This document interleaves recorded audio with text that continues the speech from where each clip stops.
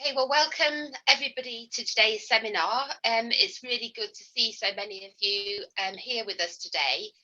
My name is Fiona Thompson, and I am a PPMA board member. And I will be delighted to introduce Caylynn Mardon, who is our presenter today from Thrive UK.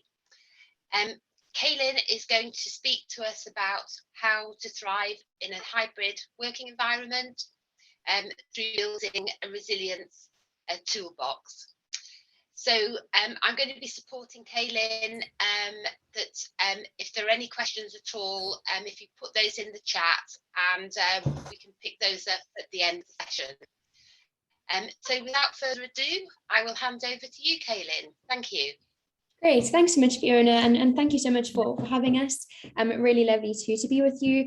On call today, I've also got my colleagues Emma and Joe. So if you have any questions related to the Thrive app, they'll be able to answer those questions.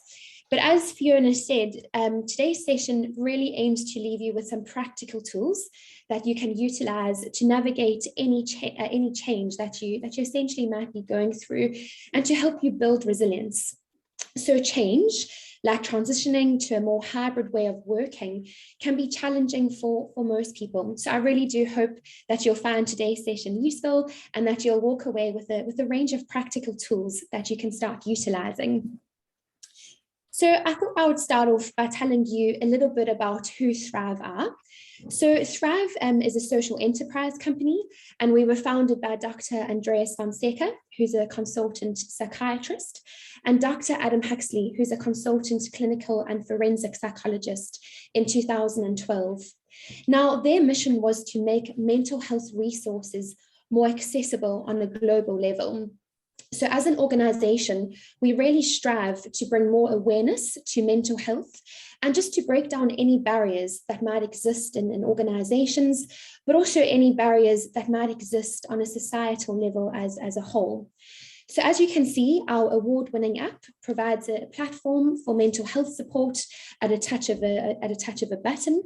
And I think people often think that they need to be experiencing a mental health challenge to receive support. But the Thrive app has really been built for everyone, which is why I really love it. So it allows you to be proactive about your mental health, so that you can prevent a crisis from occurring further on down the road. So just to give you an idea as to where our session is headed today, we're going to look at some really practical tools that you can add to your toolbox, so that you can thrive in the face of uncertainty and change, like transitioning to a more hybrid way of working. So today we're going to spend some time looking at visualization. We're going to look at calm breathing, bodily focused activities, meditation, emotional agility, and we're also going to look at a check-in scale. Now, some of you might be familiar with these tools already, and if you are, it would be really fantastic if you could pop your experience of using these tools into the chat, or like Fiona said, if you have any additional questions, please also feel free to use the chat function.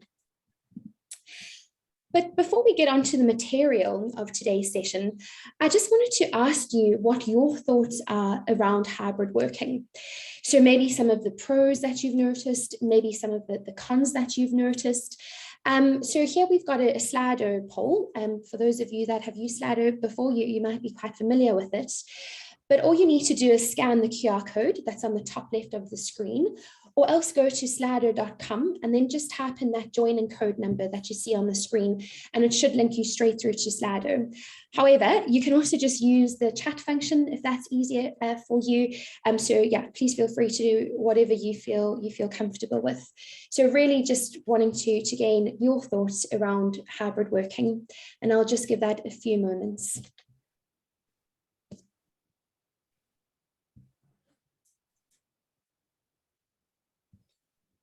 Fantastic. I can see we do have some responses coming through. Great. So I can see someone's put for them, obviously, allowing that more flexible structure. Flexibility seems to be quite a key theme coming through. Absolutely. I think that is the one massive pro of hybrid working, right? Someone says they absolutely love it. That's really good to hear. Flexibility. For other people, I can see someone's popped the word anxious on the screen. And I think for a lot of people, that's a reality when we look at hybrid working and sort of transitioning into this model. So you're definitely not alone if you are feeling anxious. And I really hope that the tools that we're going to look at today will help you if you are feeling any sort of form of anxiety. Great. Some really interesting themes coming through. I can see another one being burnout. Absolutely. I think for a lot of people, and very in the research, it's very evident that drawing lines and sort of drawing boundaries between home and work when you are in this hybrid model can be really challenging. And so, of course, we can see burnout and sort of on the increase because those boundaries are not so clear. So once again, hopefully the tools we're going to look at today will help you navigate that and also just help you switch off as well at the end of a working day. Work-life balance, another key theme coming through. Great. Well, thank you so much for those responses. I'm going to move on to the next slide now, but this Slido poll should stay active. So please do feel free to continue to pop your responses into that Slido poll if there's anything else that you would like to add. So we've got sort of some key themes that have come up there, particularly around burnout and sort of maybe some individuals feeling quite anxious for this transition. So we're going to spend some time now looking at what you can do to support yourself during these times of change. So I just wanted to say that the tools we're going to look at today are not only relevant for the workplace context. These tools can be used no matter what your working situation looks like, or even if you're trying to navigate a different challenge at the moment, you might find that some of these tools are really helpful for you. So the first tool I wanted to touch on is that of visualization. So this is a really great technique to ensure that you are effective when you're trying to navigate change. Now, it's really helpful to continually try and visualize what it might look like for you when you're back in a meeting room, for example, or when you're commuting to work on a busy train again, or just more frequently, or even when you're meeting new colleagues in person. So one of the things that I've heard a lot recently is that people definitely feel a lot more socially anxious because given the pandemic and the various lockdowns that we've all gone through, we didn't really have to interact with many people, right?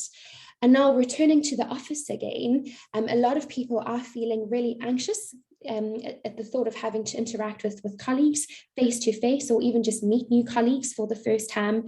And so visualization is a really great tool to help you if you are experiencing or if you are feeling any form of social anxiety.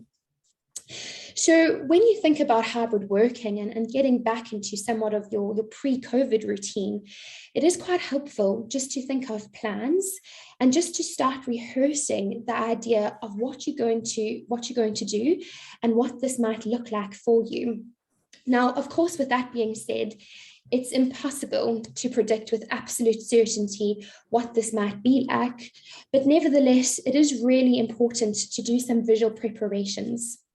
Now, we know that visualizing and role-playing beforehand can really help you in the moment of reality when you face the situation that you might be feeling slightly anxious about. So going through that situation in your mind and thinking of the steps and the considerations are very helpful in preparing us for what might lie ahead. Now, how can you start visualizing? So there are many different ways that you actually can visualize. And like I said, some of you might do this already, and some of you might have your own techniques for visualization. But today I wanted to focus on 3 easy steps that can help you get started. Sorry, I'm just going to take a sip of water quickly. Great. So these steps actually form a part of cognitive behavioral therapy, which is commonly known as CBT, which is all about understanding the connection between your thoughts, your emotions, and also your behaviors.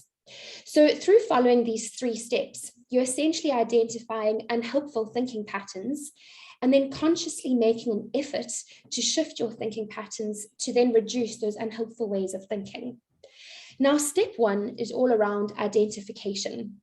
So this is all about identifying the stresses that you might face.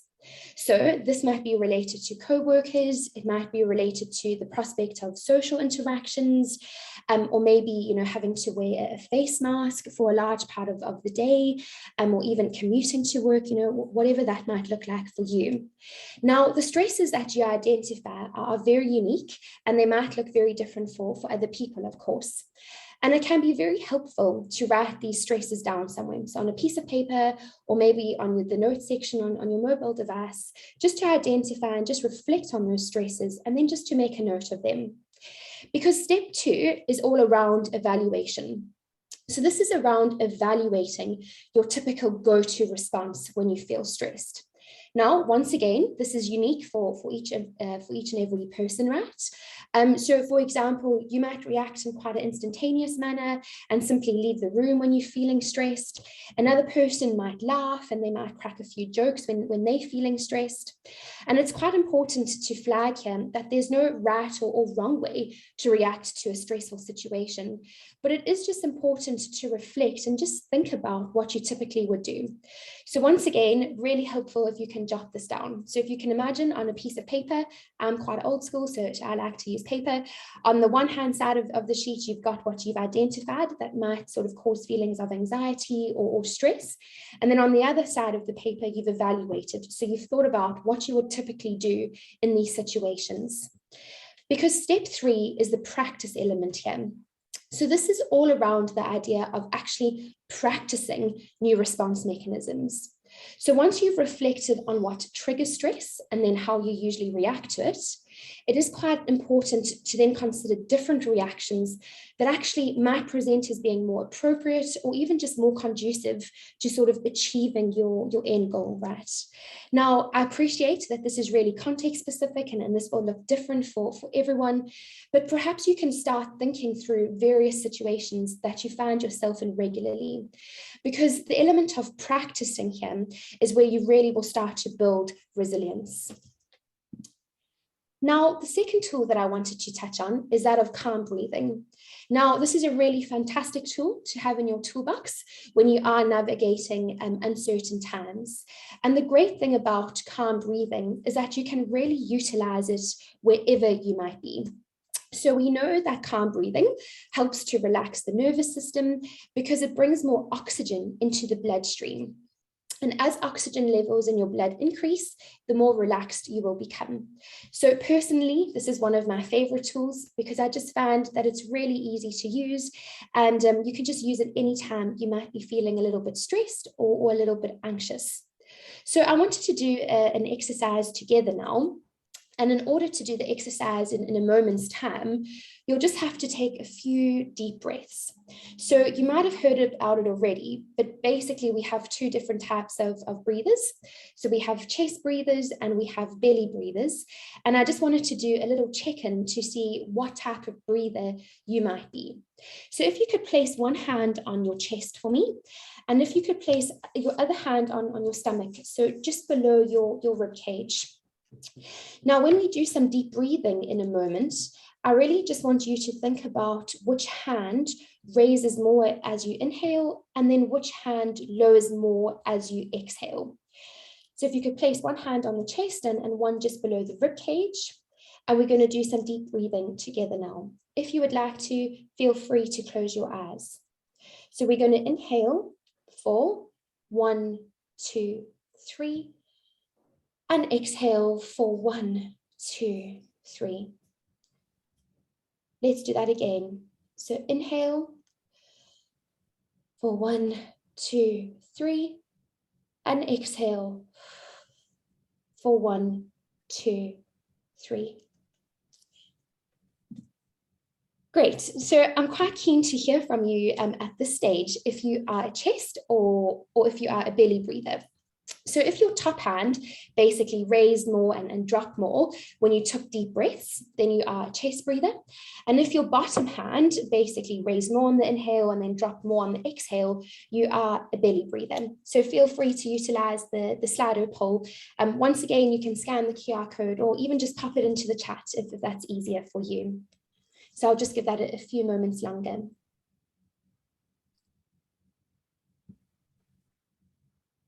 Great. I can see we have some Stephen in the chat saying a belly breather.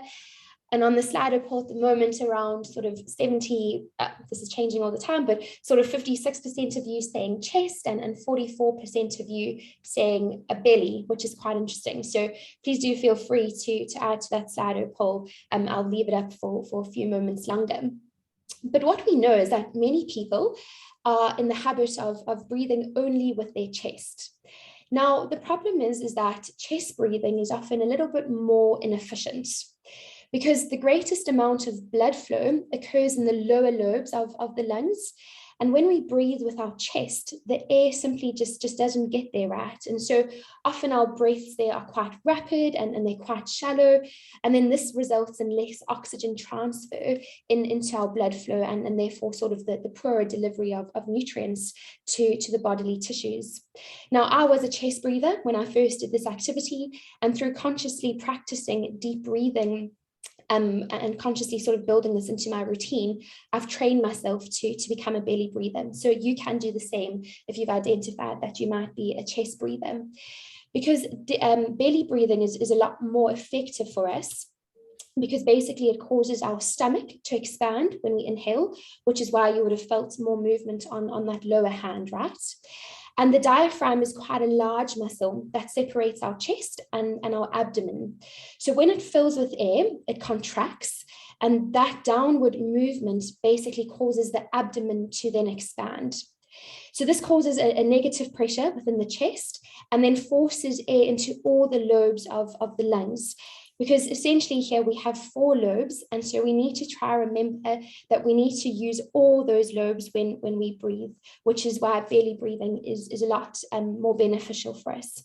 So you can do that activity again, and you can sort of practice calm breathing and then maybe test yourself in a few weeks' time and see if maybe you've actually converted into being a belly breather.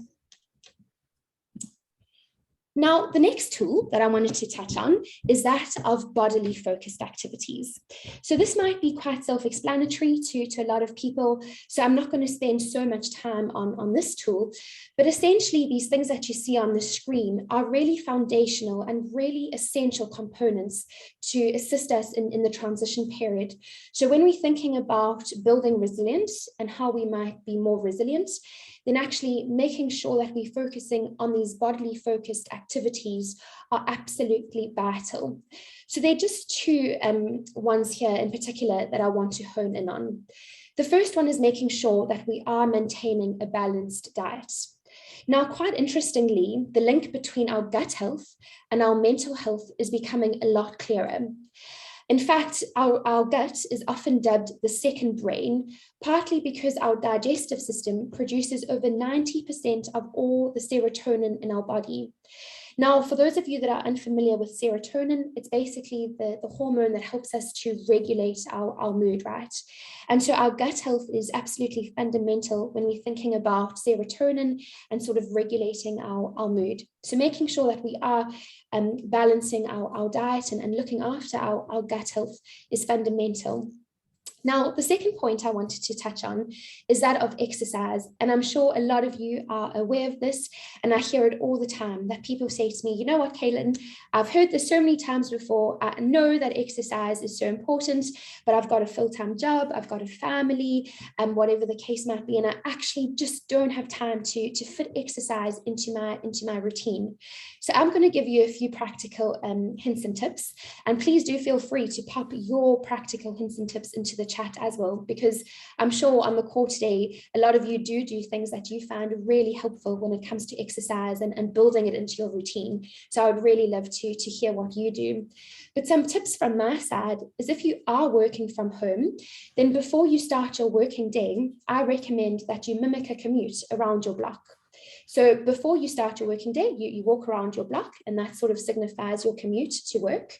And then at the end of the day, when you close your laptop, you mimic that commute again. So you walk around your block, and that's then sort of your commute home, right? And so by doing that, you're also helping to sort of draw boundaries between your work and your home life. And it's a really fantastic way to get steps in. You can also try standing up working. We know that that's really beneficial. Maybe you can actually schedule exercise into your day-to-day calendar.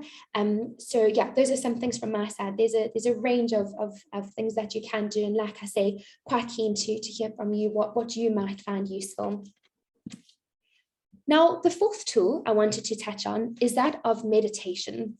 Now, quite interestingly, meditation strategies can quite literally change your brain, according to some research that was done by Sarah Lazar and her team. So I think that there's a lot of misconception when it comes to meditation, right? Most people, when I say this word meditation, think that they need to go and sit in the nearest park somewhere with their legs crossed going like, and that's just not true. So I just wanted to clear up any misconceptions that might exist around meditation. What we know is that there are many different forms of meditation that you can use regularly. Now, meditation really just helps you to focus on the here and the now. So for some people, cooking is a form of meditation. For me, going for a run is a form of meditation, right? Because it really just helps me to observe my surroundings and really just be in the present moment. So there are many different things that you probably do in your day-to-day life that are actually forms of meditation, and you could sort of utilize as meditation times. Now, a very common reality, once again, that I hear people say is, okay, this sounds really good, and this might be something that I want to add to my toolbox, but I actually just don't have the time to do this each and every day. So what the research has found is that people who practice meditation, even if it's just for 5 minutes a day, are actually a lot more effective, and they even make less errors in the working environment. So a helpful tip here would be to link meditation to something that you do each and every day. So if you boil the kettle in the morning, for example, why not use those couple of minutes just to actually practice meditation and just to be in the here and the now? So like I said, an interesting study was done by Sarah Lazar and her team that basically showed that practicing meditation techniques literally changed the gray matter in the participants' brains. So what happened was they got a group of participants together, and they did an MRI scan, and they looked at what those images look like. Then the group of participants were basically put through an 8-week meditation-based stress reduction program, which lasted for about 30 to 40 minutes on a daily basis. And then the same group of participants were then put through the MRI scanner again. And the results were really amazing, actually. So in a nutshell, and if you do want to find out more about this, I have referenced that research paper on the slide. So please do feel free to read more about it. But in a nutshell, the results suggest that the participation in these meditation-based stress reduction programs are, like I said, associated with changes in grey matter in the brain. And this is all linked to how we learn, our memory processes, how we regulate our emotions, self-referral processing, and also just perspective taking, right? So it's a really powerful study that was conducted, and really just goes to show the clinical evidence behind something like meditation and why this might be such a valuable tool for you to add to your toolbox. Now, the next tool that I wanted to touch on, and we've just got 2 more to go, we've got this one and then one more, is that of emotional agility. Now, some of you might be quite familiar with this concept already and this word, emotional agility, but for others of you, it might be the first time that you're actually hearing about it. Now, emotional agility really refers to being able to experience a full range of emotions, right? So what we know through the research is that it's really important to engage in positive self-talk and to use these reframing techniques when we're thinking and when we're talking about our emotions. So Susan David is a really well-known researcher in this space, and Susan David is actually the researcher who coined the very apt term emotional agility to refer to this concept. Now, for the purposes of time today, we can't unfortunately take a deeper dive into this concept. I'm just going to briefly touch on it, but please do feel free to refer to Susan David's TED Talk on YouTube. It's a really fantastic resource if you do want to learn more about emotional agility.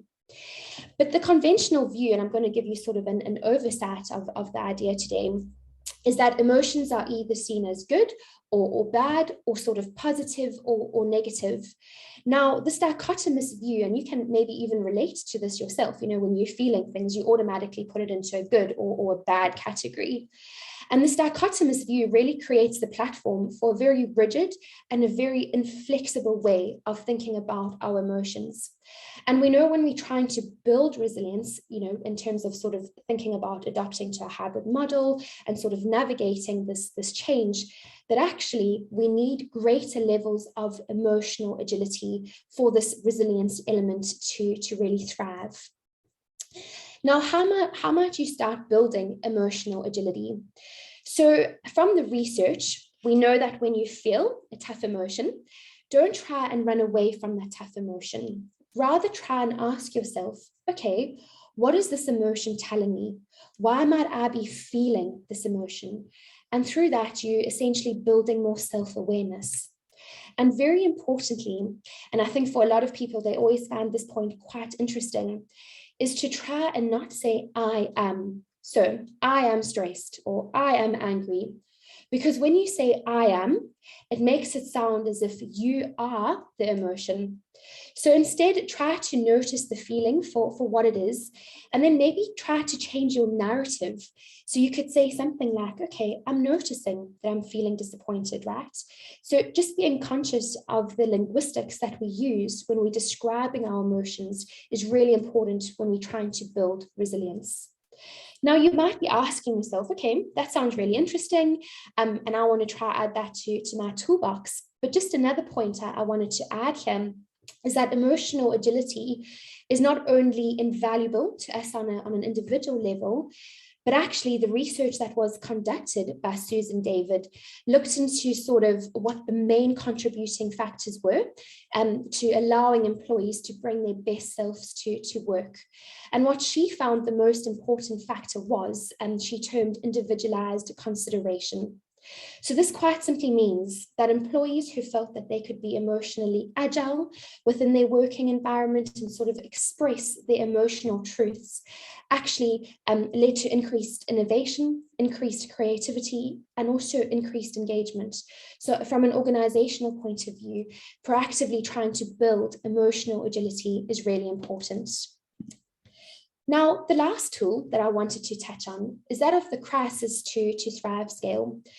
So this is something that you can utilize on a daily basis, and it just helps you to basically check in with yourself. So one of my colleagues actually has this printed out and she has it above her desk. And on a daily basis, she just does little check-ins. Okay, so am I sitting in the green zone now? Or am I sitting in the red zone now? And if I'm in the red zone, okay, what am I actually going to do to get myself into that green zone?